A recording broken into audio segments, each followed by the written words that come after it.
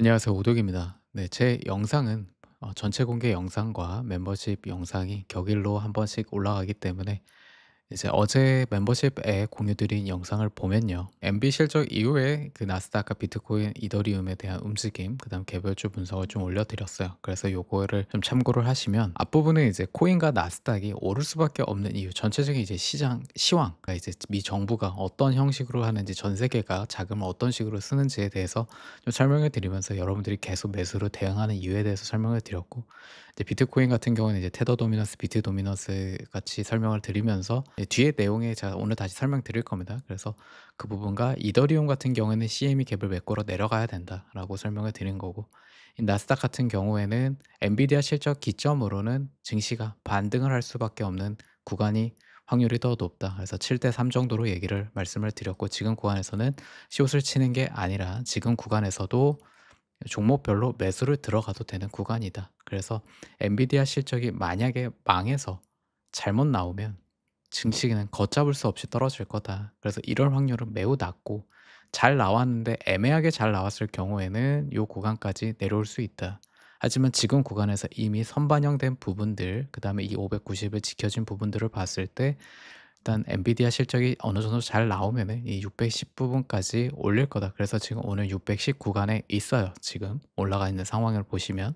그러고 나서 여기를 이제 21선이 이렇게 올 건데, 21선을 돌파하고 지지하면 강한 추세가 되겠죠. 그렇게 되면은 강한 추세로 올라가는데, 일단 11월 21일과 일단 28일, 21일까지가 조금 하방 풋옵션이 많고, 28일까지도 좀 하방 옵션들이 존재해요. 근데 요것들이 계속 좀 청산이 나고 있습니다, 풋이.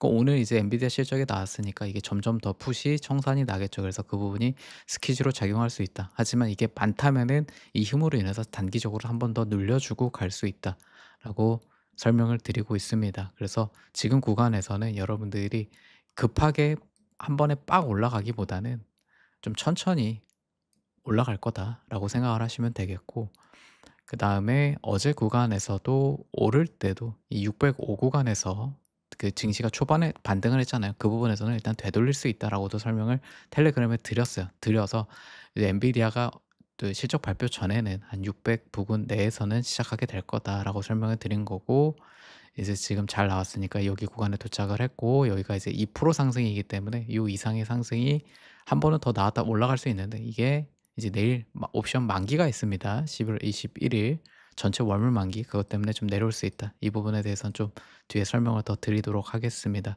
네, 먼저 엔비디아 실적을 보겠습니다. 뒤에 부분은 시장의 기대치인데, 요거 시장의 기대치 자체도 높게 설정이 된 겁니다. 그래서 이제 그것보다도 당연히 더 상회를 했다. 어닝 서프라이즈가 나온 겁니다. 570억 달러, EPS 1.3달러. 그다음에 데이터 센터 매출도 올랐죠. 예상 매출보다 훨씬 많이 올랐고, 총 마진은 부합하면 다행인 겁니다. 떨어지지만 않으면 돼요. 그다음 4분기 지침도 올랐고, 그래서 어닝 서프라이즈가 났기 때문에 4~5% 정도의 지금 상승이 나오고 있는 거고, 여기에 더불어서 왜 지금 AI가 버블이 아니냐, 젠슨왕의 말을 빌려오면은 현재 이제 블랙엘도 다 매진이 되었고 클라우드 GPU가 매진이 되었다. 그래서 계속 잘 팔리고 있다라는 거예요. 만들기만 하면 다 팔리고 있는 거고, AI의 선순환에 진입을 했다. 이 부분이 팔란티어와 온톨로지가 쿠다와 AI의 이제 서로 협업이 되고 있다라고 얘기를 했거든요. 그래서 이게 선순환, 서로서로 기업들이 AI가 서로 맞물려 가지고 더 큰 시너지를 내고 있다라는 겁니다. 그래서 앞으로도 더 많은 스타트업, 더 많은 산업에 국가와 함께할 수 있을 거고, 이게 다 동시에 처리될 수 있도록 하고 있다. 이 얘기 자체가 이 AI 버블을 지금 걱정하는 부분을 좀 종식시킬 수 있는 얘기다라고 보시면 되겠습니다. 시장은 여기서 강하게 반등을 했다. 어제 말씀드린 어제 실적을 대비로 반등을 해서 지금 요 구간에 있습니다. 그래서 요 구간이 지금 보시면 21선이죠. 어제 저항은 이 51선에서 대부분 맞은 거고, 지금 구간에서는 이 내려가는 게 이 600까지 내려가진 않을 거다. 605 정도까지 눌림은 나올 수 있는데 이 눌림이 세진 않을 거고, 단기적으로 여기까지 돌파를 하게 된다면, 오늘 만약에 2%보다 더 상승을 해 가지고 이걸 뚫고 21선을 지지로 밟는다 하면은 이제 630까지 빠르게 갈 수 있는데, 요 부분은 풋이 다 청산이 나면서 스퀴즈가 강하게 나야 되는 상황이거든요. 그래서 지금 아직까지는 풋 베팅이 아직 맞는 상황이니까, 그래서 요 상황이 나올 줄 모르겠어요. 이 풋의 힘이 좀 더 세 가지고 요 구간에서 누르면은 한 605 정도까지 눌렸다가 다시 한번 이제 상승을 이어가는 부분이 되겠는데, 전체적인 추세로 봤을 때는 지금 요 하방 추세 있죠. 제가 여기 떨어졌을 때 0.618 되돌림 24,900 부근에서 맞고 다시 한번 하락할 수 있는 부분을 얘기해 드렸던 부분, 이 하방 추세를 돌파를 해서 안착을 해 주고 지지를 한번 누르고 올라가 줘야 다시 한번 우리가 원하는 상승으로 갈 수 있다.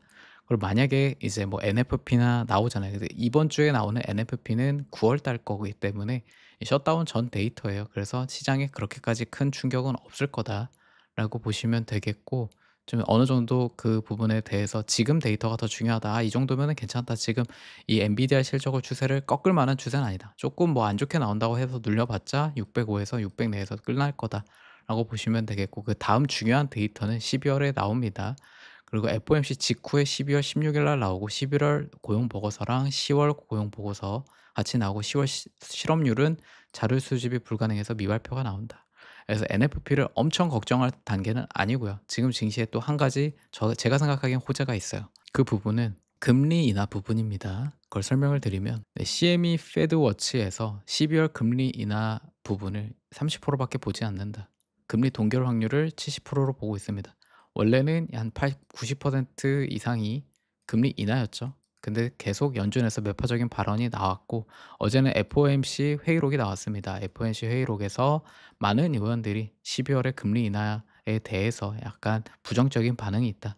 하지만 12월 1일 QT 양적 완화는 대부분의 동의가 있었다라고 보면 되겠죠. 그래서 이 부분이 지금 증시에는 선반영돼서 이미 내려왔고, 이렇게 선반영돼서 70%로 올라가 있는 상황에서 이제 뭐 고용이나 이런 부분에 좀 문제가 생겨서 '아 금리 인하를 해야겠다.'라는 얘기가 나오면 뭐다? 증시의 호재다. 그러면은 안 좋은 부분이, 증시의 악재일 부분이 미리 선반영돼서 내려온 상황이면은 나쁠 게 없다라는 거예요, 증시에. 그래서 그렇게 봐 주시면 되겠고, 그리고 항상 증시가 변동성이 커지고 불안과 빅스가 올라가고 할 때가 뭐가 문제냐? 불확실성이 커질 때입니다. 근데 지금 불확실성, 엔비디아 실적이 라는 불확실성이 꺼졌죠. 미리 선반영해서 내려와서 들어올렸으니까 1 차적으로 끝났고, 그다음에 12월 FOMC에서의 금리 동결 확률이 이미 높아지면서 이 불확실성도 점점 이제 동결로 굳혀지는 그 선반영이 거의 다 이제 해소가 되고 있다라는 거예요. 그래서 그 불확실성 '아 이제는 그냥 동결을 하겠구나.'라는 상태에서 증시가 움직인다는 거죠. 그 상황에서 금리가 인하를 한다라고 하면은 증시는 더 다시 한번 불을 지필 수 있는 구간이다. 그러니까 지금 구간에서는 떨어져도 이미 이 590을 한번 지켜줬다는 게, 이 떨어질 확률보다 엔비디아 실적 전에 이미 떨어질 거면 떨어졌어야 했다. 근데 여기서 이미 들어올렸잖아요. 그때 반등을 했다. 그래서 요 부분을 어제 이제 설명을 드릴 때 이제 엔비디아 실적을 통해서 반등할 확률이 더 높아 보인다라고 설명을 드렸습니다. 그래서 최악의 상황이 지금 다시 한번 좀 눌리는 상황이 와도 요 구간, 이 100일선과 일봉 100일선과 이 여기 구간을 이탈하진 않을 거다. 이제 그럴 만한 상황에 불확실성이 존재하진 않는다고 생각을 합니다. 그래서 여러분들도 계속 매수의 대응으로 가는데, 지금 이제 시드가 얼마 없는데 그 모든 걸 이 구간에서 태울 필요는 없다. 지금 구간이 급하게 오를 상황은 아니니까. 그래서 여러분들 시드에 맞춰서 어느 정도 현금 보유를 해 두면서 그냥 매수로 계속 대응을 하면 되겠습니다.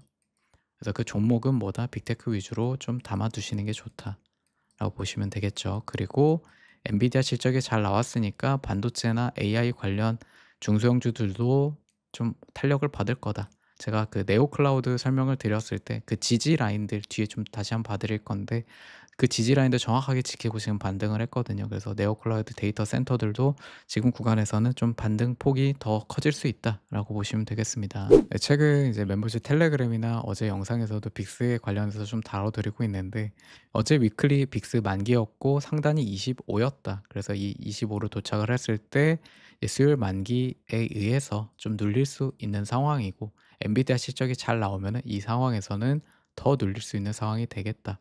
그래서 지금 단기적으로 25가 저항이고, 엔비디아 실적이 안 나오면 35까지는 가능한데 지금 구간에서 상황에서는 안 나올 상황이 아니기 때문에 좀 눌릴 확률이 더 높다라고 보시면 되겠습니다. 그리고 지금 이제 다음 주 빅스 상단이 23회 콜월이 잡혀져 있는데 원래 20이었어요. 근데 요거는 이제 20으로 내려가게 될 겁니다. 오늘 아마 장이 시작을 하면은 이따 빅스가 한 20까지는 내려가 있을 거예요. 자, 여전히 빅스가 20에 있어도 변동성이 죽은 건 아니다. 요 추세 아래로 눌려야 18 아래로 눌려서 잠겨야지만 증시가 완벽하게 이제 모멘텀이 점점 다시 살아나고 이 변동성이 죽을 수 있는 단계고, 아직 요 20 구간 정도까지만 오늘 내려올 거라고 보여지고, 요 구간 내에서 좀 지켜지는 부분은 나올 것 같다. 그래서 완벽하게 추세를 전환하고 시장이 강세장으로 돌아서는 추세 전환 단계까지는 아직 아니다라고 보시면 되겠습니다. 빅스는 주기적으로 계속 업데이트 해드리도록 하겠습니다. 네, 어제 엔비디아 실적 전에 옵션에 대해서 설명을 드렸는데, 현재 증시가 안 좋지만 엔비디아에 대한 베팅은 여전히 상방 베팅이 많다. 특히 12월 말까지로 제가 이 OI와 볼륨 같은 거를 다 봤을 때 상방이 여전히 힘이 강하고요. 전체적으로 감마값도 강한 상황이다. 그리고 엔비디아가 여태까지 항상 호실적이 나왔으면 엔비디아 주가가 당장 떨어지든 오르든 어떠한 경우에도 그 내에 몇 개월 동안의 주가의 방향 항상 우상향이었다. AI 주도한 이래로 이렇게 설명을 드리면서, 엔비디아 실적이 잘 나오기만 하면은 이 구간에서 살짝 떨어지더라도 결국엔 다시 12월 달에 올라가게 될 거다. 그러니까 지금 구간에 사셔도 되고 이 한 100 일선까지 기다렸다 사도 되고, 어차피 이 165불 요 라인은 깨지 않을 거다. 여기서 조정이 끝났고 이 첫 번째 파동에 대한 조정이고 그다음에 다시 상승으로 가는 흐름이다 라고 어제 다시 설명을 드렸습니다. 그래서 요걸 다시 피보나치로 봤을 때도 0.618 부근이고, 여기서 이제 180을 강조드린 이유는 옵션에서의 180을 좀 강한 지지 라인으로 삼고 있었어요. 그래서 이제 지금 호실적이 나왔기 때문에 200달러까지 올라갔을 겁니다. 내재 변동성으로 한 6, 7% 움직이는 걸로 봤으니까. 그래서 요 정도 지금 올라갔을 거고 한 200달러 근처에 있을 거라고 생각이 듭니다. 그래서 지금 요 구간에서는 좀 비비다가 이 200일선까지 한번 테스트를 하겠죠. 왜냐면 이 구간에서 뭐가 생겼다? 네, 갭이 생겼다. 그래서 갭 부분은 한번 나중에 다시 채워주고 올라갈 확률이 높습니다. 그러니까 지금 구간에서 이제 다시 한번 요 한 180, 190 요 정도에 왔을 때부터는 또 엔비디아 모아가도 된다라고 말씀을 드립니다. 네, 다음 아마존입니다. 아마존은 실적 때 펌핑했던 자리까지 내려왔어요. 그래서 요 부분에서는 좀 매수가 괜찮은 자리다라고 설명을 드렸고, 그다음에 어제 부분에서 200일선까지 터치는 제가 이제 텔레그램에 억가가 좀 있는 부분이 있다. 그래서 특별한 이유 없이 좀 밀려 버리는 상황인데, 제가 요거를 이제 좀 찾아봤을 때 이 이유밖에 없다. 요 이제 실적 전에 발표되기 전에 여기서 아마존이 약세였잖아요. 이때 당시에 이 200의 풋이 좀 많이 쌓여 있었어요. 11월, 12월에. 그래서 요 풋에 대한 옵션에 대한 요 부분을 지금 구간에서 최대한 좀 줄여 놓고, 요거에 대한 요게 베팅한 사람들이 이제 요걸 강제로 지금 눌렸을 때 눌러서 요 구간을 좀 청산을 해 놓고 다시 한번 아마존을 들어올리려는 게 아닌가.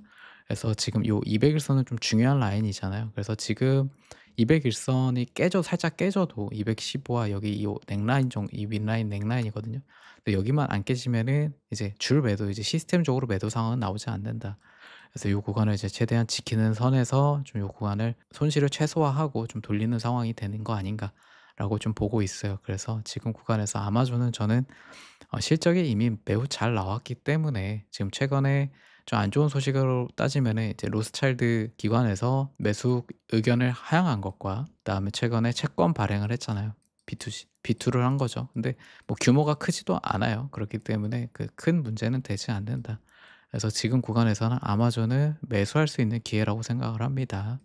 그래서 지금 구간에서 아마존 관심 있으신 분들은 저도 아마존 담아 두시는 것도 좋다고 생각을 하고 있습니다. 네, 메타입니다. 메타는 좀 시간은 걸릴 건데 좀 설명을 드리면, 메타가 더 빠져봐야 550에서 560이다. 이 아래까지 더 깨지는 확률은 저는 매우 낮다고 봅니다. 그러니까 뭐 안 깨질 확률이 8이라고 보는 거죠. 8 이상으로 보기 때문에 여러분들은 요 구간에서 어느 구간에서 매수를 해도 상관은 없다. 하지만 자, 예를 들어서 지금 구간에서 반등을 했습니다. 이 580 찍고 지금 600 구간에 있을 겁니다. 그래서 600 위로 올라가게 되면은 일단 620 부근까지, 620에서 한 25 여기 정도까지는 반등이 된다. 그다음에 다시 눌릴 거고 600에서 지지가 나오면 여기서 한번 이제 추세를 내려오던 이 세기형을 돌파한 이후에 그다음에 이제 다시 이평선 정렬을 하고 돌파를 해서 올라가는 부분이 되겠다. 그리고 올라갈 때 이 구간 200일선에서 저항을 맞고 한번 떨어지고 솎아주고 다시 올라가서 200에서 안착하고 올라가는 흐름이 되는 거니까, 이렇게만 봐도 시간이 얼마나 걸린다? 한 달은 더 걸린다. 그렇기 때문에 지금 바로바로 튀어 올라갈 거라고 생각하기보다는 좀 시간을 생각하면서 모아 가시면 되겠다. 그래서 최악의 상황이 발생을 해서 떨어지더라도 550 내에서는 끝나고 올라갈 거니까 좀 더 내려왔을 때는 더 적극적으로 매수를 해도 되겠다라고 생각을 합니다. 네, 그리고 이제 걱정하시는 네오클라우드를 볼 건데, 저번 제가 네오클라우드 분석 영상을 보시면은 이 50 부근부터까지는 기다리시라. 떨어질 때 여기까지는 기다리시고 여기부터는 조금씩 모아가도 되고, 여기도 지금 구간에서는 좀 깨질 확률이 높다. 전체적인 섹터 조정이기 때문에. 그래서 요 채널까지 말씀을 드렸어요. 한 40에서 42 정도 여기 채널 있는 부분. 그래서 지금 여기를 찍고 반등을 했죠. 그래서 반등을 한 부분이고, 지금 요 상황에서 엔비디아 실적이 잘 나옴으로써 데이터 센터도 더 반등할 여력이 있다. 그래서 요 부분은 지금 구간에서는 한 55에서 60까지는 반등할 여력이 있다. 그리고 요 정도 찍고 나서는 다시 한번 좀 소화하는 시간을 거치지 않을까 보고 있어요. 그래서 요 구간에서 일대 이제 올라갔으니까 50을 기준으로 삼는다. 그래서 여기서 이제 분할을 잡았다라고 하면은 이제 수익이 나는 상황이죠. 그럼 55 정도에 갔다. 그럼 어느 정도 좀 덜어내고 다시 한번 50을 지켜주는지를 확인을 하면서 뭐 추매를 하든 홀딩을 하든 정하면 되겠죠. 그래서 일단 전체적인 섹터 조정이 어느 정도 마무리되는 과정이고, 요 상에서 한번 올랐다가 다시 한번 눌리고 이 40을 안 깨는 선에서 올라가 주면 좋은 거고, 여기를 만약에 깨지게 되면 생각보다 많이 빠질 수 있는 상황이다. 그래서 이 구간에 이 채널은 좀 지켜주는 게 전체적인 상황이 좋고 엔비디아 실적이 잘 나왔기 때문에 좀 지켜줄 확률이 더 높다고 봅니다. 네, 네비우스도 85까지 기다리라고 설명을 드렸어요. 85부터 사라. 그래서 85 찍고 반등을 했고요. 지금 구간에서는 한 100까지도 반등을 할 수 있는 상황이 되겠죠. 그래서 한 100에서 110 정도에서 한번 맞고 좀 다시 한번 눌리고요. 요 정도 여기 구간인 95 정도에서만 지켜준다고 하면은 요 상황에서 다시 한번 올라갈 수 있는 상황은 되겠다. 그래서 이제 네비우스도 어느 정도 조정을 맞았다. 원래는 지금 구간에서 한 번 더 내려서 60 구간까지도 올 수 있는 상황이라고 말씀을 드렸는데, 다행히 이 85 첫 번째 자리에서 끝나고 올라가는 상황이 되겠다. 근데 여기서 한 번에 V자보다는 올라갔다가 좀 늘리고 솎아내는 작업. 최악의 경우에 똑같이 한 번 더 늘려도 한 60 부근까지밖에 안 내려올 거다. 네, 라고 생각을 하고 있습니다. 네, 다음 코어웨이브입니다. 코어웨이브도 이 구간에서 이제 실적이 잘 나왔는데도 올라갔다가 내려온 부분이 이 코어웨이브만의 문제는 아니다. 이 전체적으로 이 네오클라우드 섹터 데이터 센터에 대한 섹터 조정이다. 그래서 이 구간에서 여기 자리를 깰 확률이 높아 보인다라고 설명을 드렸고, 깨지게 되면은 70까지는 좀 열어두셔야 된다라고 설명을 드렸습니다. 다행히 엔비디아 실적이 잘 나와서 아마 이 85 여기를 일단 두드리러 갈 거다. 그래서 전체 세 개 중에서는 코어 이브가 가장 좀 약세에 있다라고 보시면 되겠고, 저는 이제 코어 이브 투자보다는 아이렌이나 네비우스, 일단 아이렌이 제일 일단 낫다라고 설명을 드리는데, 지금 코어 이브 같은 경우에도 다행히 똑같이 올라가는 부분에 있어서 올라갈 거고, 이 85, 90을 위로 돌파해 주고 한 부딪힌다고 하면 이제 이 21선이 가장 큰 저항이 되겠죠, 단기적으로는. 그래서 여기 맞고 이렇게 지지를 받고 다시 올라가는지를 좀 체크하면 되겠다. 하지만 요거는 일단 희망 사항이고 이 구간부터 돌파를 하는지를 체크하시면 되겠습니다. 네, 이제 마지막으로 가상화폐 종목들을 볼 건데, 비트코인 같은 경우에 저는 이제 요 채널이 좀 저점일 확률이 높다라고 생각을 한다라고 이제 멤버십 분들께 설명을 드렸습니다. 그래서 요게 이제 깨지게 되려고 하더라도 그전에 한번 반등이 나오고, 깨지게 되면은 이 82K, 84K까지 열어줘야 되는데 이 자리가 안 오고 저는 요 자리에서 좀 이제 끝났을 확률이 더 높아 보인다라고 설명을 드리고 있어요. 그리고 지금 요 구간에서 어차피 전환이 되는데 이평선이 다 깨고 크게 내려왔기 때문에 좀 올리는 데는 시간이 좀 걸릴 겁니다. 올라가더라도 한 98K, 96K 여기 100K 내에서 좀 저항을 맞고 또 떨어졌다가 이제 요 채널 안에서 저점 형성되는 안에서 다시 한번 올라가고 이런 식으로 올라갈 거고, 추세니 전환이 딱 되려면은 이 100K를 올라가 지고 여기를 지지를 해 줘야 된다. 그전까지는 이 아래에서 이 저점을 계속 만드는 형성을 하는 구간이 될 거다. 그래서 요 안에서 좀 시간은 걸리되 여러분들이 매수를 해야 되는 구간이다라고 설명을 드립니다. 그리고 추세가 전환이 되는 기준선은 지금에서는 100K를 넘어야 지지가 나와야지 추세가 전환되는 흐름으로 진행될 수 있다라고 보시면 되겠습니다. 네, 다음 이더리움 요건 이제 CME 이더리움인데요. 이제 이 이더리움 제가 요 부분에 갭을 안 채웠기 때문에 이더리움은 이 갭을 채우러 내려갈 거다. 비트코인이 지금 먼저 많이 떨어졌고 비트코인이 오르더라도 비트코인이 살짝 떨어질 때 이더리움이 이 갭을 메꾸러 내려올 수 있다라고 설명을 드렸습니다. 그래서 저는 이 갭을 메꾸는 중간에 좀 한번 매수를 다시 한번 또 들어갔다 이더리움. 그래서 다시 이더리움으로 보면은 여기 CME 갭 부분을 한번 찍고 들어 올렸는데 아직까지 이더리움이 저는 요 밑각 채널이죠. 2,800 여기까지도 내려올 수 있다고 생각을 하거든요. 그래서 다시 한번 또 매수 기회가 올 수 있는 상황이 나올 수 있다. 하지만 엔비디아 실적 발로 이 구간에서 그냥 끝나고 추세가 전환될 수 있는 가능성도 있는 겁니다. 그래서 여기서 사나 큰 차이는 없다. 그래서 여러분들 시드가 여전히 여유가 뭐 있다고 하면은 지금 구간에서 사고 또 아래에서 내려와서 사고 해도 상관은 없다. 똑같이 추세가 전환이 되는 이 3,350 여기를 좀 돌파하고 3,500 부근 있죠, 여기. 이 구간을 또 돌파를 해야 되거든요. 그래서 여전히 돌파하기 위해서는 시간이 좀 소요가 된다. 한 달 정도는 생각이 듭니다. 그래서 그 정도까지 여러분들이 좀 적절하게 매수를 잘 이어가시면은 저는 요 지금 구간에서 다시 한번 이 코인이 시즌이 아웃으로 끝나는 게 아니라 돌릴 수 있는 상황이 나올 수 있다라고 생각을 합니다. 요거는 이제 제 생각인 거죠. 뭐 시즌 아웃으로 보는 사람들은 시즌 아웃으로 보고 저는 이 공포에 매수로 계속 대응을 하면서 이제 물량을 계속 매집해 나가겠다라고 보시면 되겠습니다. 다음 이제 코인베이스입니다. 코인베이스는 요 삼각수렴을 이탈을 하면서 이제 1대1 비율로 ABC 조정 정확한 조정이 나왔고 지금 구간에서 250은 강한 지지 라인이 되는 구간이다라고 보시면 되겠고 반등 구간은 300에서 305까지 여기 201선 부분까지는 가능한 구간이고요. 이 구간에서 맞고 한 번 더 눌리게 될 겁니다. 그래서 그 눌리고 나서 다시 한번 돌파하는 모습이 되어야 추세를 전환할 수 있고요.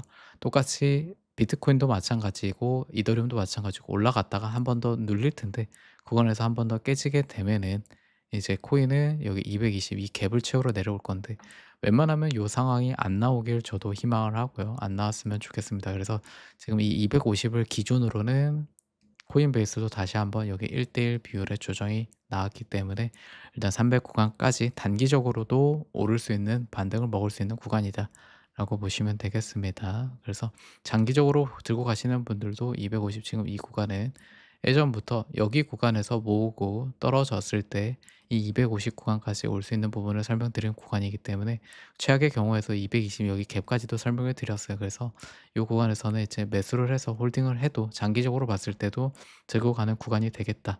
그리고 이 첫 번째 파동에 대해서 상승에 대한 이 구간이 0.618 되돌립니다.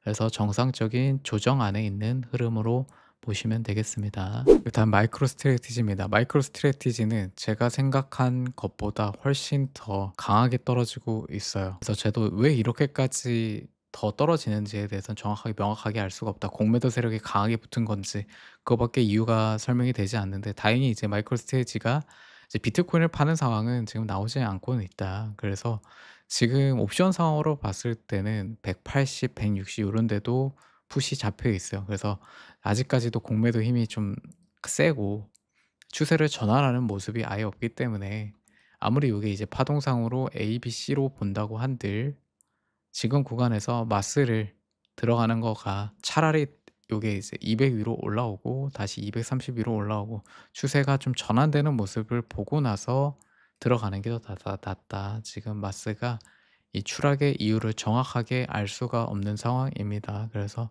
지금 요 하단을 잡기가 어려워요. 지금 뭐 요 구간이 하단이라고 했다가도 지금 160 까지 가도 또 내려갈 수 있는 부분이고 그래서 지금 구간에서 마스는 추세를 전환하는 모습을 보고 들어가는 게 더 낫다고 생각합니다. 이 넥라인도 깨진 상황이고요. 차라리 이 넥라인으로 다시 돌아오고 나서 올라가는 걸 봐도 된다. 지금 올라갈 때도 저항이 너무 많아요. 그래서 쉽게 강하게 추세를 돌리기는 어려운 상황이다라고 보시면 되겠습니다.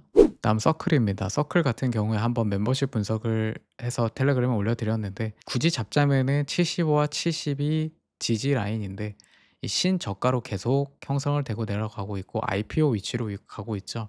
그렇기 때문에 저점 이 신저가의 이 저점을 판단을 해서는 안 된다. 그래서 요번 추세가 이제 11월 28 일이 지나가고 나서 전환될 때까지는 그냥 기다리시는 게 낫다라고 설명을 드려서 이게 섣불리 서클을 잡지 말라라고 설명을 드렸습니다. 그래서 지금도 계속 이 신저가 똑같이 마이크로 스트래티지처럼 이 추세가 공매도 세력의 힘인지는 모르겠지만은 매우 강한 추세로 하락을 때려 놓고 있기 때문에 요거는 지하가 지옥이 어디까지 내려갈지 모른다. 그래서 요거를 하단을 잡으려고 하는 게 아니라 추세가 전환되는 걸 기다렸다가 지지를 확인을 하고 기준을 잡고 들어가야 되는 상황이다.